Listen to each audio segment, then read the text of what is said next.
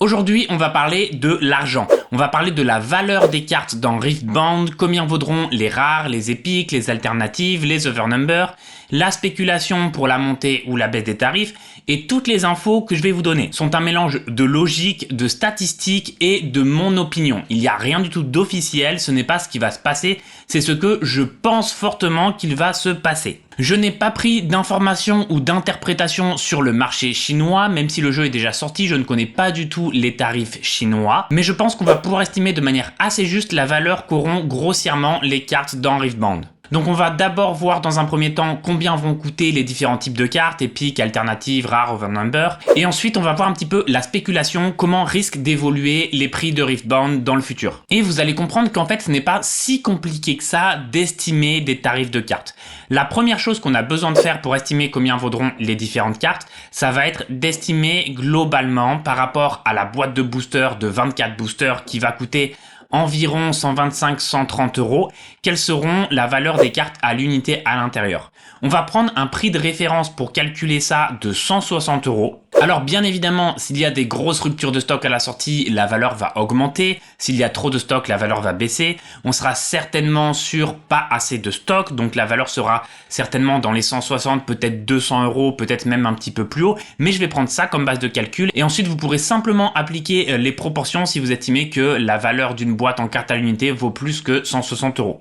À l'intérieur d'une boîte de 24 boosters, qu'est-ce qu'on a? On a de base 48 rares. 48 rares moins 6 épiques moins 2 alternatives, ça fait 40 rares. Mais comme il y a beaucoup de foils, on va estimer qu'on va avoir à peu près 45 rares. Avec les foils, ce sera peut-être sûrement plutôt 42-43, mais ça va pas changer grand-chose dans les calculs.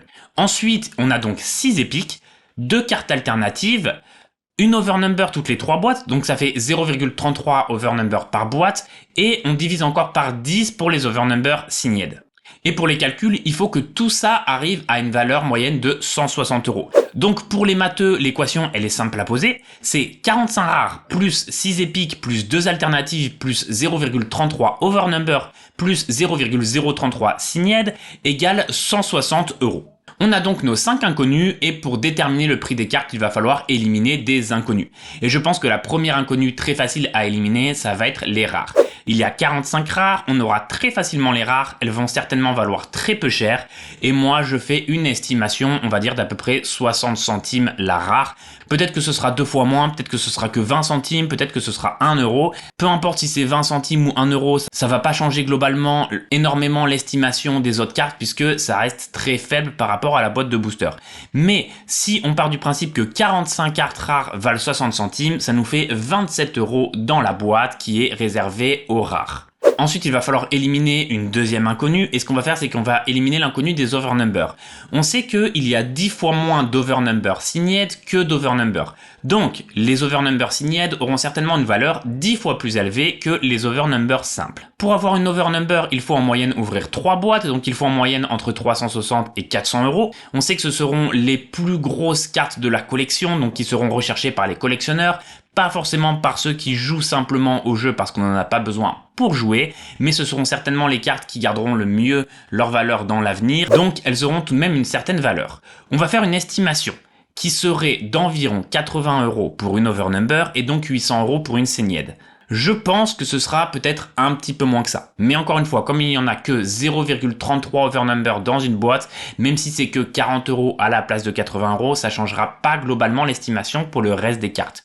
Si on part du principe qu'une overnumber vaut 80 euros et une signed de 800 euros, dans la boîte, il y aura donc 26,50 € alloués à l'overnumber, 26,50 € alloués à la signed, et ça nous fait donc un total de 53 euros, plus les 27 euros des rares, on arrive à 80 euros, et il resterait donc 80 euros pour les épiques et les cartes alternatives.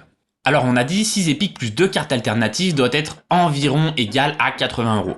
On sait qu'il y aura 3 fois moins d'alternatives que de cartes épiques, mais les alternatives ne sont pas du tout obligatoires dans les decks. Donc elles auront certainement une valeur légèrement plus élevée que les épiques, mais ça va pas être non plus 3 ou 4 fois la valeur d'une épique. Moi, je vais estimer qu'une alternative vaudra en moyenne 2 fois la valeur d'une épique.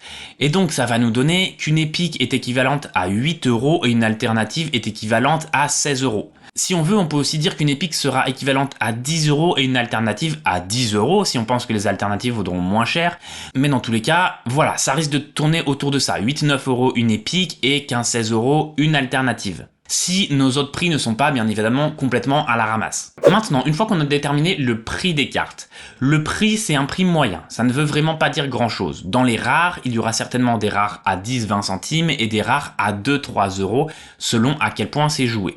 Les rares ne nous intéressent pas trop. On va surtout beaucoup s'intéresser aux épiques parce que c'est ça qui vont un peu faire le coût global de notre deck et qui vont être la monnaie d'échange principale de valeur pour les joueurs qui ne collectionnent pas spécialement les overnumber. Et pour comprendre un petit peu la différence de prix que vont avoir certaines épiques, il faut regarder un petit peu les cartes qu'on a.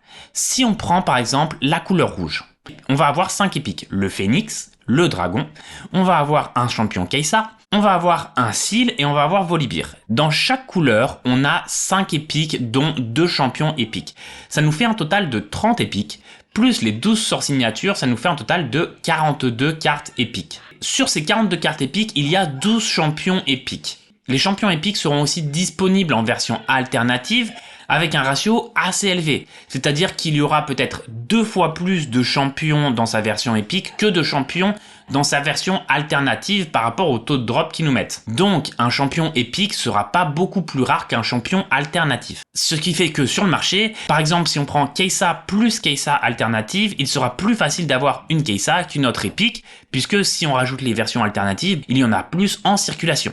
Du coup, peut-être que les champions épiques ne vaudront pas si cher que ça. Bien évidemment, ça va dépendre de chaque champion. On peut imaginer que si la moyenne des épiques est à 8 €, on prend les cartes rouges, on peut imaginer que ce Volibear qui n'est pas du tout joué sera peut-être à 1 €, le Dragon qui n'est pas du tout joué à 1 ou 2 €, peut-être que le Phénix sera par exemple à 3-4 € et que Kai'Sa sera à 7-8 €. Le Seal rouge c'est le seul qui est un petit peu joué, donc peut-être qu'il aura une petite valeur, mais les autres Seals, je suppose qu'ils ne vaudront strictement rien du tout. On peut regarder un petit peu les différentes couleurs pour comprendre comment ça va se passer. Si on prend le vert, on voit que les épiques ne sont pas jouées du tout non plus, elles vaudront certainement très peu cher.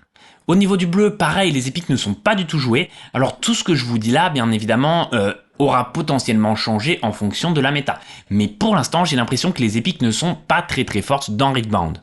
En orange, on a des épiques un petit peu plus jouées avec Aurora et le Dead Bloom, mais on reste sur quelque chose d'assez peu joué, en tout cas d'assez faible actuellement dans le jeu. En violet, on est pareil avec des épiques qui seront très peu jouées. Et dans le jaune, on est exactement pareil, des épiques qui sont très peu jouées. Donc, pour moi, ce qui va se passer, je pense, c'est que les épiques de toutes les couleurs vont valoir presque rien. Les champions épiques vaudront un petit peu plus, et les épiques qui auront vraiment de la valeur, à mon avis, ce seront les signatures spells. Je vais vous dire une bêtise, mais peut-être que si, généralement, la moyenne des cartes épiques est à 8 €. Les cartes épiques basiques dans les différentes couleurs seront peut-être à 2 €. Les champions épiques seront peut-être à 6-7 € et les signatures spells seront peut-être dans les 1500 €.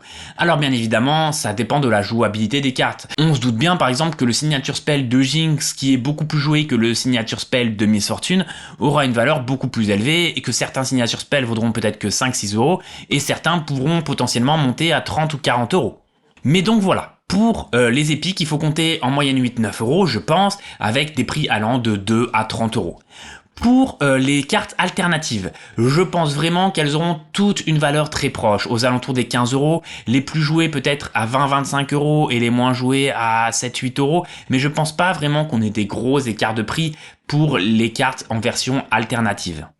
Pour ce qui est des overnumber, je pense que c'est à peu près pareil. On n'aura pas des gros écarts de prix entre les différentes overnumber puisque ce sont plus des cartes de collection que des cartes vraiment qu'on a besoin de jouer en jeu. Par contre, ce qui est très intéressant avec les overnumber, comment est-ce que le prix des cartes évolue sur le long terme? On va voir un petit peu ça.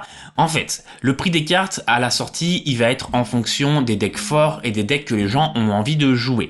Ça va nous donner le prix des cartes. Si Victor est 10 fois plus joué que Teemo, globalement, les cartes de Victor coûteront 10 fois plus cher que Teemo.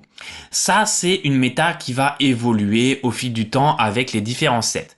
Donc, globalement, des cartes qui valent au début du set 30 € peuvent très bien valoir 5 € un an après, et inversement, des cartes de très faible valeur au départ peuvent avoir une forte valeur ensuite. Par contre, les cartes qui ont une valeur stable et qui ne bougeront pas vraiment, ce sont les cartes purement de collection et pas les cartes qu'on va vraiment jouer. Ce seront donc les Overnumber et les Overnumber Signed, voire aussi les cartes un petit peu alternatives, auront des prix qui bougeront peu dans le temps. Et surtout, très important, toutes les cartes du set, lorsqu'elles sortent totalement de la rotation au bout de 2 ou 3 ans, sauf si bien évidemment Riot Games crée un super format auquel tout le monde a envie de jouer, mais si ça reste comme dans la plupart des jeux, c'est-à-dire que ça sort de la rotation du standard et que les cartes sont plus trop jouées, la chute est vertigineuse au niveau de la valeur des cartes. Alors, parfois, certaines cartes prennent en valeur dans certains jeux comme Pokémon, mais ça, c'est simplement parce que, à la base, il y a tout le temps des ruptures de stock. Si Riot Games veut faire pareil avec des éditions qui sont à chaque fois en rupture de stock, forcément la valeur des cartes ne va pas énormément diminuer, voire va augmenter avec le temps.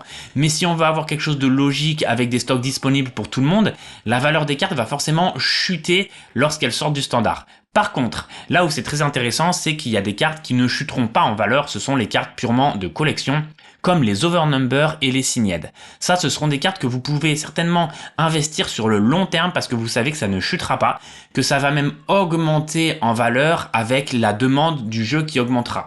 Bien évidemment, si le jeu fait un flop, je vais pas vous dire que les Overnumber vont augmenter en valeur avec le temps. Mais si le jeu prend petit à petit de plus en plus de joueurs avec lui, la valeur des cartes va forcément augmenter. On sait que Riot Games, ils ont beaucoup de projets sur le long terme, on a vu la série Arcane, il y a d'autres séries qui vont sortir, ils vont certainement à chaque fois sortir des produits dérivés, là par exemple il va y avoir la Arcane Box, s'ils sortent une autre série, il y aura une autre box, ils vont sortir aussi d'autres gros jeux, et le but de Riot Games, c'est de faire grossir un petit peu leur base de joueurs sur un petit peu tous les jeux. Et donc, on peut supposer que si le jeu est bien organisé, bien structuré, qu'il y a une scène compétitive accessible un petit peu à tout le monde et visible, on espère que la base de joueurs va grossir. Maintenant, on n'est pas à l'abri qu'au départ, tout le monde veuille jouer au jeu, que finalement, les gens n'aiment pas et que ça floppe. Mais franchement, je ne pense pas, étant donné que Riot Games ont fait presque aucun jeu qui floppe, même s'il y en a eu un ou deux quand même. Donc voilà, n'oubliez pas que absolument tout ce que je vous dis là, c'est uniquement mon avis et ce n'est absolument pas la vérité. Mais globalement, pour moi, c'est ça. Quand vous allez vouloir faire un deck, c'est un petit peu rassurant parce que finalement, les decks peu joués vont coûter peut-être une centaine d'euros. Les decks très joués vont peut-être coûter 200 euros, voire 250. En tout cas, c'est pas des decks qui vont coûter 6 ou 700 euros à faire. On pourra certainement venir en tournoi de manière correcte avec un deck à 150 ou 200 euros. Si vous voulez suivre un petit peu toutes les nouveautés par rapport à Riftbound, que vous voulez voir des parties, que vous voulez voir comment on build bien un deck, si vous voulez voir un petit peu toutes les informations possibles, abonnez-vous à la chaîne. Je sors 2 vidéos par semaine. Mettez un like sur la vidéo. Merci de me suivre et à la prochaine vidéo.